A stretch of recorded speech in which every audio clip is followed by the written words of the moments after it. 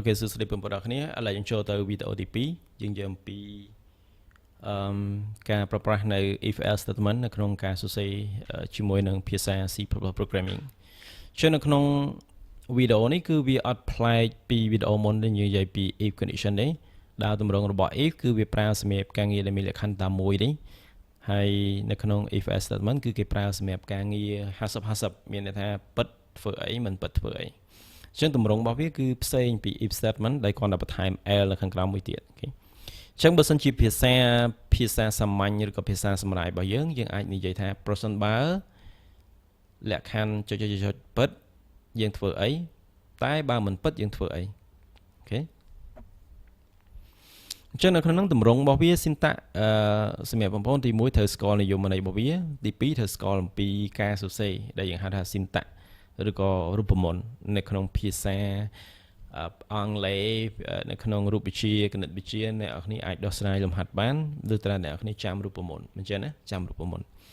ចឹងនៅក្នុង programming ក៏ដូចគ្នាដែរនៅពេលដែលយើងសរសេរ condition ឬក៏សរសេរទម្រង់ណាមួយបានលុះត្រាតែយើងចាំរូបមន្តរបស់វាអូខេចឹងរូបមន្តរបស់វាគឺ if បន្តមកទៀត condition លក្ខខណ្ឌហើយការងារបើសិនបើលក្ខខណ្ឌនេះពិត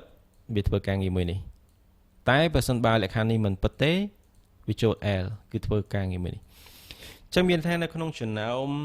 ការងារពីរហ្នឹងគឺមានតែមួយដែលធ្វើมันអាចធ្វើទាំងពីរក្នុងពេលតែមួយនឹងបានទេ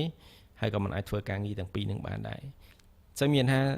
if បើសិនបើពិតវាធ្វើអីបើមិនពិតវាធ្វើអីអូខេចឹងយើងត្រឡប់ទៅមើលលំហាត់របស់យើងវិញដែល exercise មួយនេះគឺ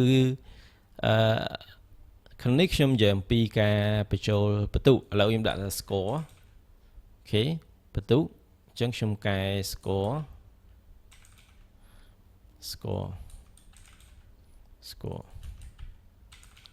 ប្រសិនបើបន្ទុកកន្លែងនេះខ្ញុំនិយាយអំពីជាប់ហើយនឹងធ្លាក់អញ្ចឹងកន្លែងនេះខ្ញុំប្រើប្រាស់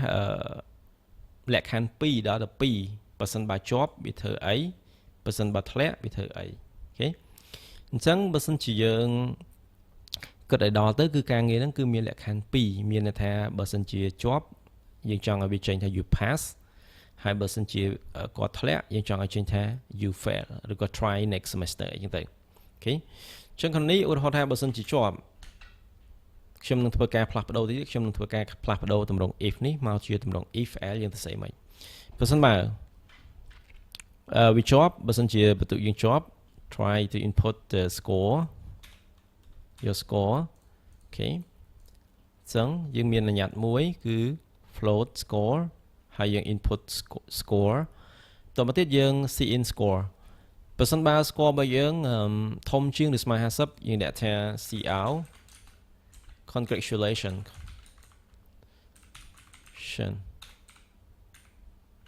cout congratulation okay congratulation អានេះគឺជាការងារដែលមាន statement 2ណា cout you pass the examination okay congratulation អបអរសាទរអ្នកជាប់ការប្រឡងអូខេចុះបើក្នុងករណីដែលអត់ជាប់យើងដាក់ថាម៉េចtry the next semester sorry please try for the next time ចឹងការងារនេះយើងឃើញវាមានដល់តែ2មានថាលក្ខខណ្ឌទី1យើងឆែកបើសិនជាបន្ទុកជាប់ទី2យើងឆែកបន្ទុកធ្លាក់ប៉ុន្តែដោយសារតែយើងប្រើទម្រង់ if ទាំងពីរអញ្ចឹងអានេះសម្រាប់ការងារនៅក្នុងវីដេអូដំបូងហើយវីដេអូនិយាយពី if ឥឡូវយើងរានមកអូខេឧទាហរណ៍សិនបើសិនខ្ញុំបញ្ចូល50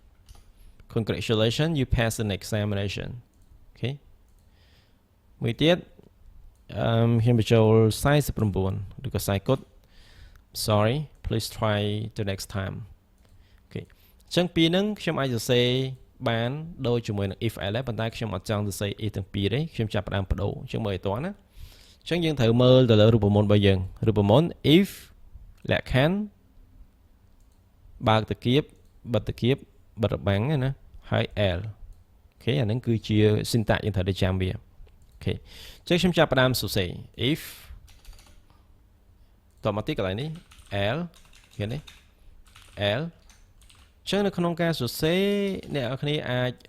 ឆែកមើលរបៀបក្នុងការសរសេរយើងអាចតម្លាក់បន្តទៀតក៏បានដែរដោយសារតែតើតើជាមួយនឹង new line space គឺវាគិតថានឹងជា white space technique វាអត់មានបញ្ហានៅក្នុងការសរសេរកូដទេឧទាហរណ៍យើងតម្លាក់បន្តទៀតក៏បានដែរប៉ុន្តែយល់ល្អគឺយើងអនុវត្តទៅតាមរូបមន្តរបស់វាណាអូខេ if បើកវងកញ្ចក់ដាក់លក្ខខណ្ឌហើយបិទវងកញ្ចក់បិទតគៀបបើកតគៀប L ចឹងអានេះគឺជាការងារទី2បន្ទាប់ពីការងារទី1នេះមិនពិតវានឹងប្រកាសជាធ្វើការងារទី2នេះចឹងកន្លែងនេះខ្ញុំអត់ប្រើ if ទៀតទេខ្ញុំចាប់ផ្ដើម copy cut code នេះ copy code នេះមកដាក់តែម្ដងអូខេ if score ធំជាងឬស្មើ50អូខេ L កន្លែងនេះបើសិនយើងនិយាយភាសាសម្រាយខ្ញុំលុបនេះចេញបើយើងនិយាយភាសាសម្រាយមានថា percent បើលក្ខខណ្ឌនេះពិតវានឹងចេញអានេះលក្ខខណ្ឌពិតមានន័យថាម៉េចមានន័យថាបន្ទុករបស់យើងបញ្ចូលចាប់ពីគេចាប់ពី50ឡើងទៅព្រោះលក្ខខណ្ឌធំជាងធំជាងឬស្មើមានន័យថាធំជាងក៏ពិតស្មើក៏ពិតអូខេណាអូខេអានេះយើងរៀនហើយនៅក្នុង comparison operator ឬក៏ relational operator អញ្ចឹងលក្ខខណ្ឌវាប្រសិនបើអាលក្ខខណ្ឌទី1នេះពិតវាធ្វើអានេះសួរថានេះធ្វើអីអត់ធ្វើទេបើក្នុងករណីនេះពិតប៉ុន្តែសួរថានៅពេលដែលយើងបញ្ចូលបន្ទុក49លក្ខខណ្ឌទី1នេះពិតអត់ពិតទេគឺអាពីបន្ទាត់នេះអត់ធ្វើទេមកធ្វើអានេះវិញអូខេចេះលក្ខខណ្ឌវា50បើលើពិតវាធ្វើលើបើអាលើមិនពិតទេវាធ្វើឲ្យក្រោមអញ្ចឹងអានឹងទម្រង់របស់វាគឺប៉ុណ្្នឹងអូខេចឹងអ្នកគ្នាអាចយកគំរូនេះទៅធ្វើការងារផ្សេងដែលអ្នកគ្នាអាចលើកឧទាហរណ៍ឬក៏អ្នកគ្នាអាចបងប្អូនអាចទៅឆែកមើលអ៊ីនធឺណិត Google ឬក៏ឆែក AI ផ្សេងហើយមើលទម្រង់នៅក្នុងការសរសេរផ្សេងពីនឹងទៀតប៉ុន្តែក្នុងន័យនិងខ្លឹមសារដូចគ្នានៅក្នុងការប្រើប្រាស់ if else statement ចឹងការងារនេះនិយមន័យរបស់វាគឺជា statement មួយដែលគេប្រើសម្រាប់ការងារដែលមានលក្ខខណ្ឌ2លក្ខខណ្ឌពិតនិងលក្ខខណ្ឌមិនពិតអូខេអញ្ចឹងវាខុសជាមួយនឹង if statement ដែលយើងរៀននៅក្នុងវីដេអូដំបូងអូខេអញ្ចឹងលំហាត់នេះដូចជាមានតែប៉ុណ្្នឹងទេហើយអ្នកនរអាចយកគំនិតមួយនេះទៅប្រើប្រាស់បានសម្រាប់ example ផ្សេងទៀតដែលស្តៀងនឹងនេះដែរជាវីដេអូនេះចប់យើងនឹងជួបគ្នានៅក្នុងវីដេអូបន្ទាប់គឺ if else if statement អូខេ